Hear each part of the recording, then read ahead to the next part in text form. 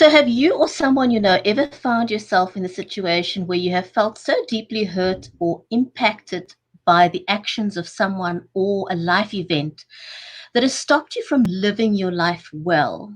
And then you don't want to miss today's show. We'll be talking to Brenda Adelman about her story, My Father Killed My Mother and Married My Aunt, The Unforgivable. So don't go away. We will be right back.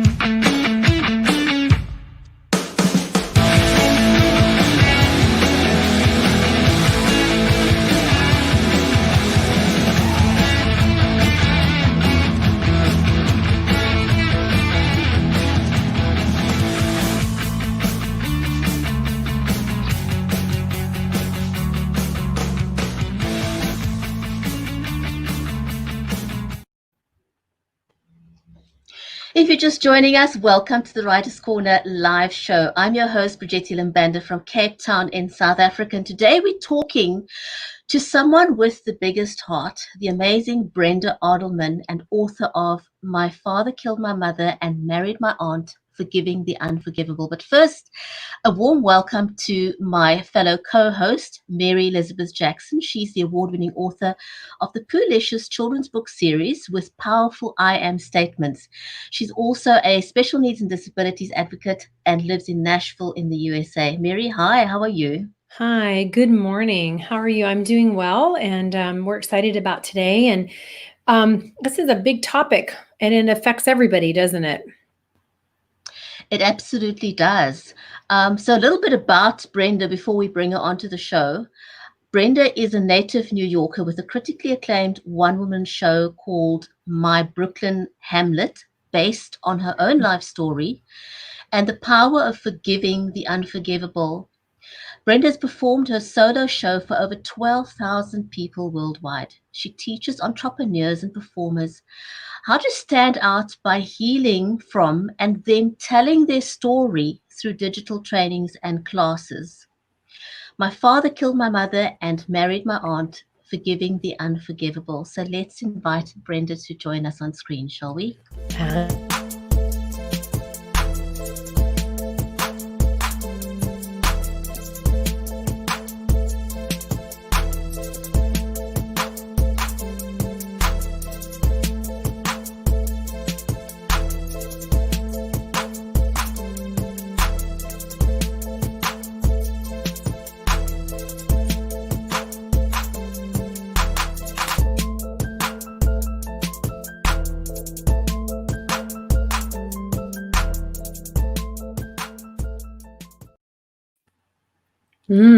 Like the Brenda, intro. welcome to the show. Thank you so much for having me. We are all over the world, aren't we? Yes, we are. Just on this show, we are just sitting here, the three of us, right? Yes. You're California, I'm in the middle of the United States, and she's all the way in South Africa. So we got it covered, right? Absolutely. Brenda, there's so many questions I've got to ask you. But first of all, thank you so much for being on our show. Totally appreciate it. And I'm going to kick off with saying, could you talk us through that very first moment when you learned about your mom's death and then realized it was your dad? Because just losing somebody as significant as your mom is a lot to absorb. I mean, that's huge for any person, any day of the week. But you had this additional dynamic. Talk us through that moment when you realized what happened. Yeah, it was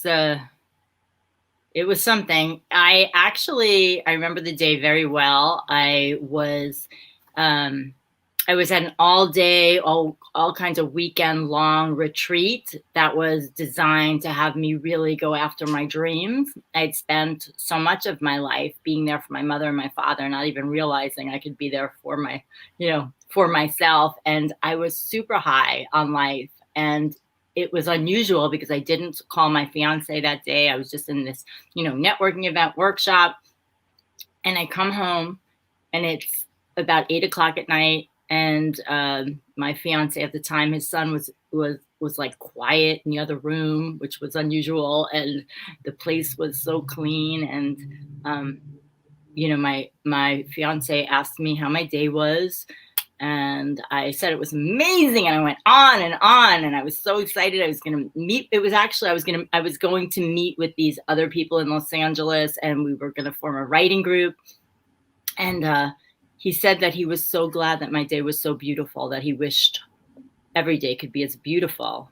And then he told me that my mother was gone, and I was like, what do you mean? Yeah, she was just visiting a couple of weeks ago with my dad. Of course, she's back in New York. And he was like, no, she's gone. Your mother's dead. And I remember dropping to the floor and crying, not knowing yet what happened. But in my mind, I had a feeling my father had something to do with it. And my fiance's son came over to me, and I was crying, and I just said, I'm just upset because my mother died. Sometimes people die before you think they're going to. And then he went in the other room, and what my fiance said something like my brother had called and there was an accident and it had to do with a gun.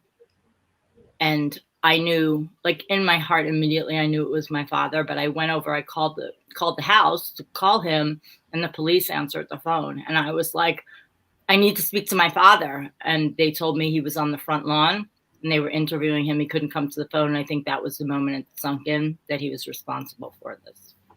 So was there problems with your parents before? I mean, did they have a tumultuous relationship? Yes, to put it mildly. Oh, yeah, okay. They had a love-hate relationship. They were married for 30 years, probably separated 3 times in the middle of that. And when I was a teenager, my mother got a restraining order against him, saying that he put a gun to her head.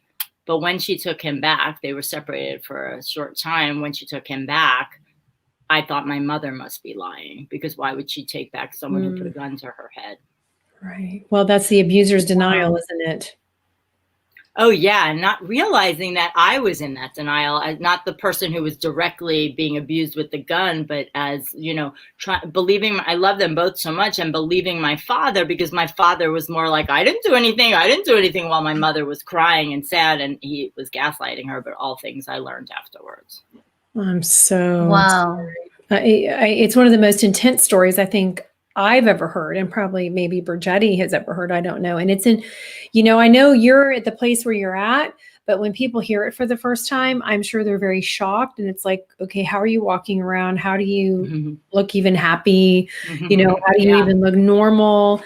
And it's a testament to the work you've done, which I just admire you incredibly. So for all that you've done, how did you deal with the conflicting emotion of losing your mom, somebody as significant as that, and knowing that the only parent that you had left was responsible for that? Yeah, it was hard. That was definitely the darkest time in my life. I moved into denial. So I have 3 steps of my forgiveness process. And once I finally was able to forgive, and forgiveness is never condoning, part of my process is moving out of denial. And for me, setting healthy boundaries, which I can talk about after, but I did end up taking my dad to court for wrongful death. But that was years later, 6 years later. I moved into denial. My father didn't actually say what happened. He said there was an accident with a gun and it went off, and he didn't know who pulled the trigger. And after my mom died, he had a lawyer in place. The police weren't called for 8 hours. His gun was never found. His gun, the gun that I learned to shoot on when I was a kid, like there was a cleanup, there was a mob lawyer tied to it. And when he told my brother and I that, his lawyer called and said there was a dead body in the house. We believe that they were trying to get away with it and pin it on like an intruder. But as the story goes, there was a voicemail left from my brother on his answering machine back then in the middle of the night that was from my father, and it was frantic, and it was saying, you got to come over, your mother's dead. Like, how horrifying. And so that actual piece of evidence is what made it so that he at least served some jail time on a plea bargain. But I did go into denial, and I went into a love-hate relationship, trying to have a relationship with him, trying to believe what he was saying, but what he was saying of how it unfolded could not have possibly happened. he said they were struggling with the gun. It went off. He didn't know who pulled the trigger. But years later, when I finally was able to bring myself to look at evidence, my mother didn't have any gunpowder on her hands. Anyway, so that's some of it. Wow. Brenda, you've got this whole, first of all, you've had to deal with the emotion of losing your mom, then coming to terms with the fact that your dad is the one who did it, the only parent you got left. How, what was your aunt's involvement? Did she even know that, your dad killed her sister? Yes, she did. It was a very confusing time. So, and my brother and my other aunt, we've all discussed, like, what on earth? How could this happen? My father and my aunt had a relationship with my mother and her sister. Like, they would go visit them. The last year of my mother's life, actually, my mother was not seeing most of her friends, and she was an artist, and she just did so many things. But my parents had split up a year before. My father had left her for another woman. And when they got back together, my mother was like in this prison in her mind. And she did not want my father to kind of be like, she was afraid he'd cheat again or go back to this woman. And so she stopped seeing all her friends. So she was spending like 24/7 with my father. And the only person they would go see is my aunt. And because my mother's friends didn't want to see my father. And, my parents were married for 30 years. They knew each other. And during the time she would go see my aunt, my cousin was staying. All of us are adults, but she was staying there because she was going through a divorce or had been divorced. And so at times my mother would be, spending time alone with my cousin. I don't know what conversation went on between my father and my aunt during that time, but my other aunt, who I call the good aunt, she doesn't have anything. I have a one-person show in addition to my book, and she doesn't show up in there because she's the good aunt. And, we think that they probably had an affair years before. Both that aunt that married my father and my father were sex addicts and had a lack of empathy. And so literally it was within, like, at the funeral, my aunt was there comforting my father over comforting me. And they moved in together within a month, kind of pushed me out of my father's life because I was the one saying, what happened? And when my father went to jail, she wrote this letter, like, saying how crazy my mother was and how, didn't make sense, except that my father also had a lot of money and my aunt was destitute at the time, in addition to the lack of empathy and the sex addiction. And, she had been a widow. So, yes, the short answer is yes, she knew, but I don't know what people do in their own mind to make things okay. Oh my gosh. That's a good question, isn't it? It almost sounds, your story is what happened in your real life, but if somebody were to sort of walk in from the outside, don't know you, it sounds like a movie. Mm-hmm. Mm-hmm. Yeah, it really sounds like a movie that somebody wrote, but it doesn't sound like, this could have actually really happened in real life. It's a lot to take in. How did you even have you forgiven your aunt? She's you asked the best question. You guys ask the best questions. Yeah. Did you have? It was harder for me to forgive my aunt, as you guys probably know, but maybe the listeners don't know yet. I did forgive my father completely and wholly, completely, even when I took him to court for wrongful death, which I did. At the time, I was going through a 2-year master's degree in spiritual psychology, which absolutely changed my life. It moved me from being a victim and disempowered to, okay, instead of asking why this happened to me, how can I thrive now? I learned about healthy boundaries for the first time in my life. And I also learned about self-love and honoring myself. So what I did is I forgave myself for the choices I made even if it's unconscious, like I had to forgive myself for ever trusting my father, even though of course I would love and trust my father. He was my father. I didn't learn anything different, but I had to do all that forgiveness. I did forgiveness of my father, meaning forgiving the judgments I held inside me, not necessarily what he did. So it's not condoning, but, you know, tapping into the essence of who he was and like the little boy inside of him that was able to have me open up to be able to forgive him. And forgiveness is, of course, for me, letting go of the burden of resentment and feeling like I need to punish and hate inside of me. So I forgave him and took him to court for wrongful death at the same time from a place of self-honor versus anger. But here's the interesting thing. I was really motivated to forgive my father. And by the way, I never saw him again. And he ended up dying in 2004. I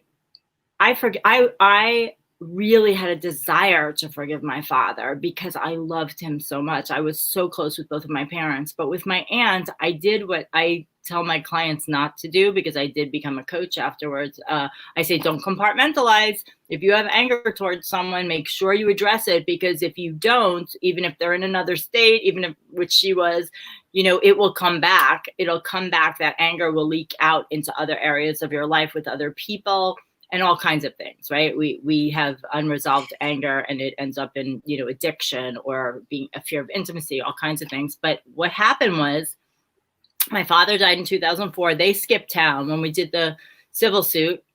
My father and my aunt sold her house of, you know, 40 years and they skipped town. They went to Florida, where in the States is a state where a lot of criminals go to because they protect property.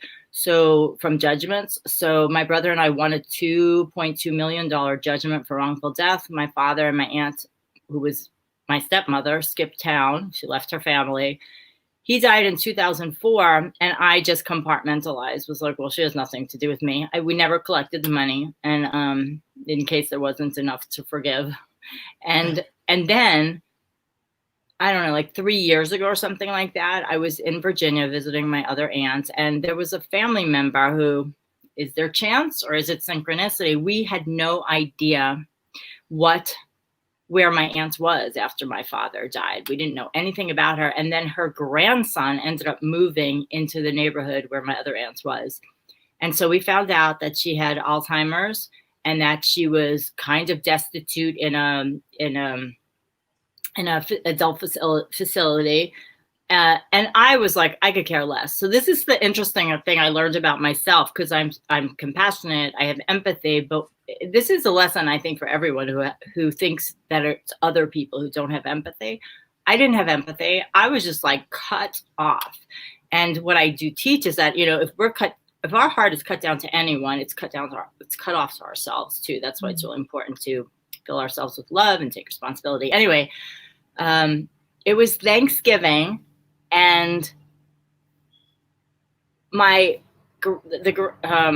second cousin calls his father, my cousin, my aunt who married my father's son, and I haven't spoken to him since we were literally sitting on other sides of the court when my father went to jail. And I was like, yeah, I want to talk to him. I hadn't talked to him since 1996 or seen him, and I was so angry. And I've been teaching forgiveness since 2005, and I get on the phone with him, and all that comes out of my mouth is a memory of on Thanksgiving when I was like 19 years old. My mother and I got into a car accident on the way back from Thanksgiving dinner with him and my aunt. And I remembered how he took me to the hospital, and he was like a hero. Like the loving came forward. So then that was over, and a couple of days later, so I forgave him in essence, and he was like my aunt's favorite son. A couple of days later, my aunt / stepmother ends up dying of a cold or something like that. And I'm in Los Angeles driving back to San Diego, and I'm like, my aunt Meryl calls and tells me that Jeanette died, and I was like, whatever, right? I'm not proud of this, but this is how I felt. Sure. And then as soon as we get off the phone, in a vision as I'm driving, my mother comes to me, and I see her essence, and I see her, and I loved my mother so much. I see her welcoming her sister in with open arms, just loving her, opening her to the other, you know, like opening up her heart coming to the other side, and I start sobbing. And I realized, and I knew this mentally already, that I had taken on like anger toward my aunt from my mother, which of course in spirit, it's love.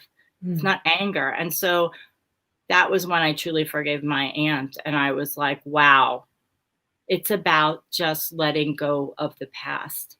And even though like on the outside, you wouldn't think that affected me, I know it had affected me. In the past, I had done work around being angry with my aunt, and it was a process. It was like a 20-year process. So what I could share with everyone is like, sooner rather than later, your relationships suffer if you don't let go of the burden of resentment. You can still not see someone. You can still say, that's not for me. But it's that part inside that's like, whatever, when someone dies, it's like, I don't want to be defined as that kind of person, you know? That's a very important thing that you're talking about. And, you know, I know I talk about this in my own life with people. How do you help somebody understand if they feel stuck as a victim? Because the only way we stay stuck as a victim is if we truly believe that we are, because it doesn't matter what the relationship is. Everybody plays a part, even when something really bad is happening to you. If you're staying and it continues to happen, and there, for some people, there's no way out. They don't feel like there's a way out. They don't see a way out. So, but they're allowing that to continue. But then you have people in life who bad thing after bad thing after bad thing keeps happening, and they truly believe they are a victim in this world. And what is your advice to people who are stuck in that place to get them over that hump and be empowered? Yeah, the only way out of it is through it. And I think most people who are in those patterns, it's like we're taught that if we don't have it together, we don't know what to do. Like, we're bad, we're wrong, we're weak.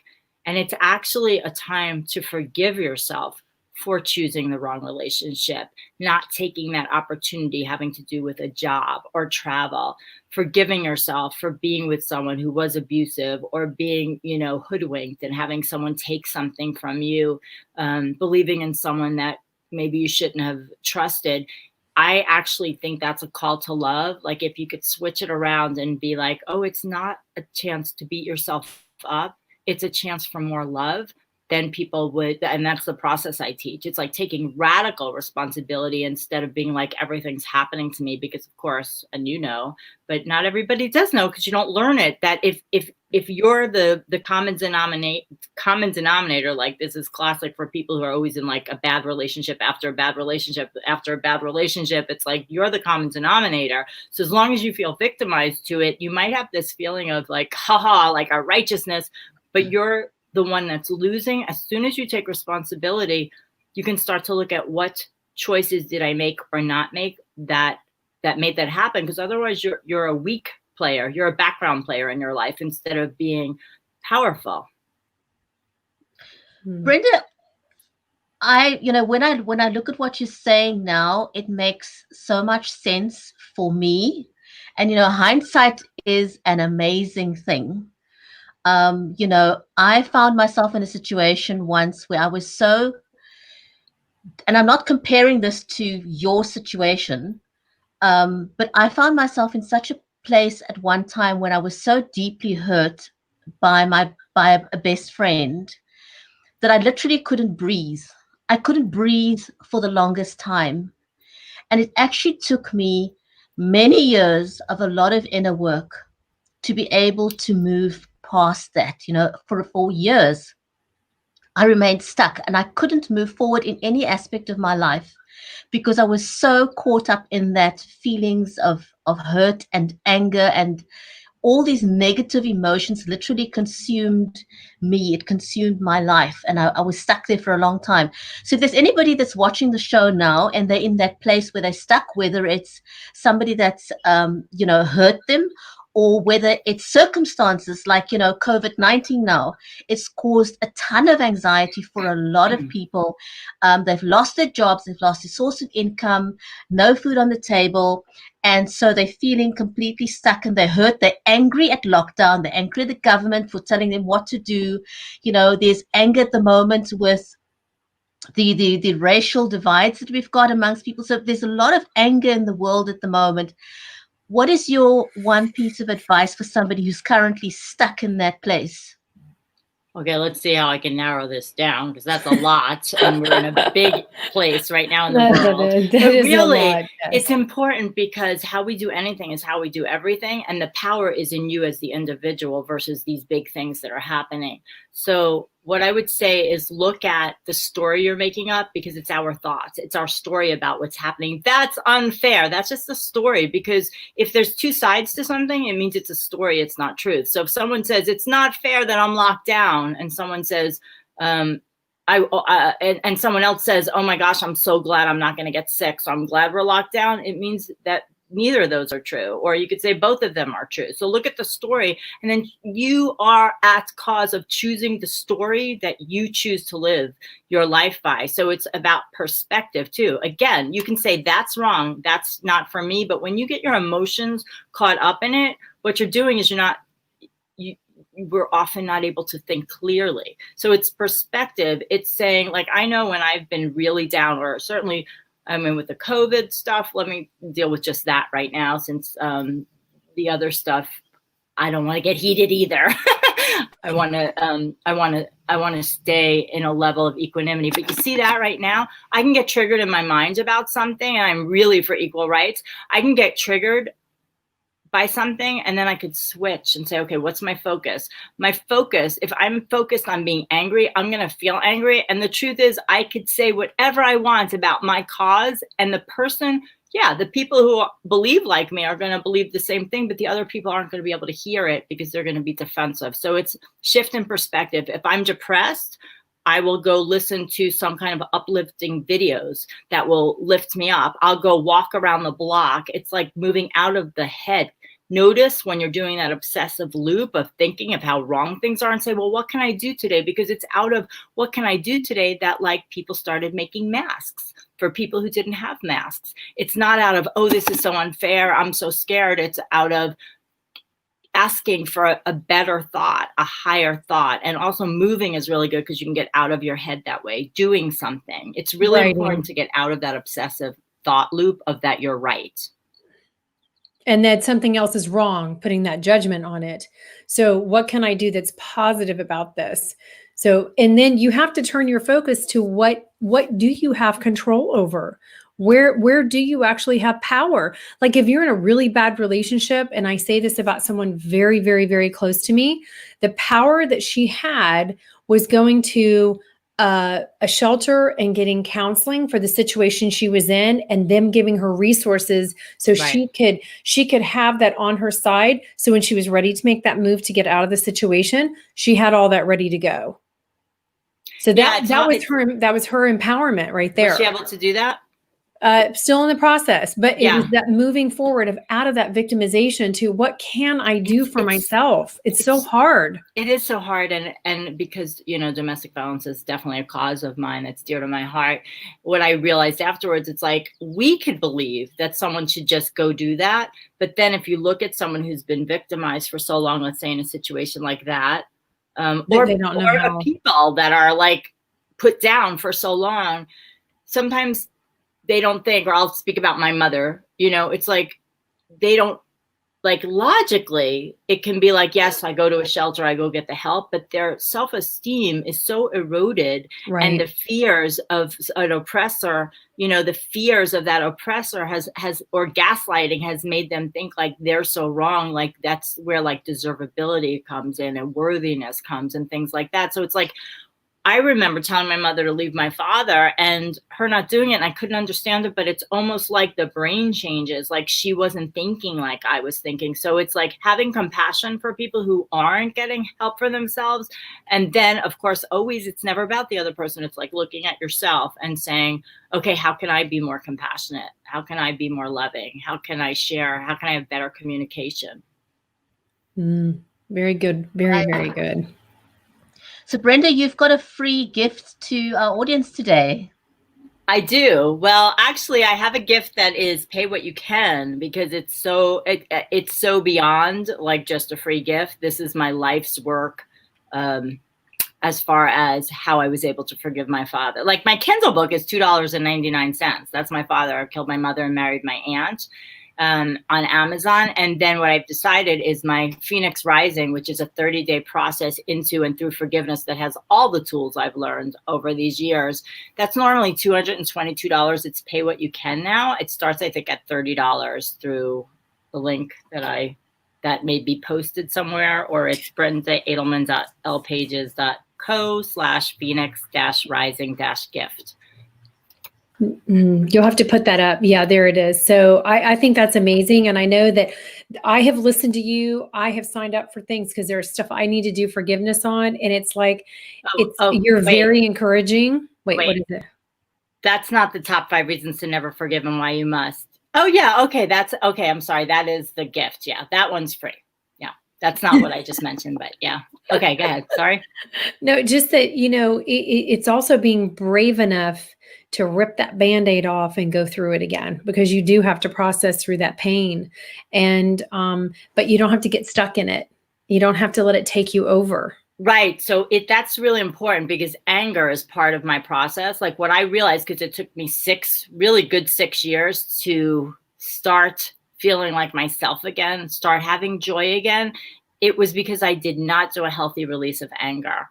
Mm-hmm. And I had to learn that, first of all, as a woman, I was like, and grew up in my family. It was like, it wasn't like, so I'm supposed to be a nice person. I'm not supposed to be in touch with this anger. Then there was like, well, I'm not going to bring my mother back, so why should I be angry? I just should go to forgiveness. And that wasn't true. What was underneath is a rage and an unfairness. And maybe this can be comparable to what's happening now with the race relations and stuff like that, and the white privilege. But so when I wrote my book, I include anger exercises. It's actually in the first step. When I looked back and I said, well, why didn't I heal sooner? Or why didn't I find joy sooner? It was because I was covering this rage, and how I covered it was through overeating and overexercising.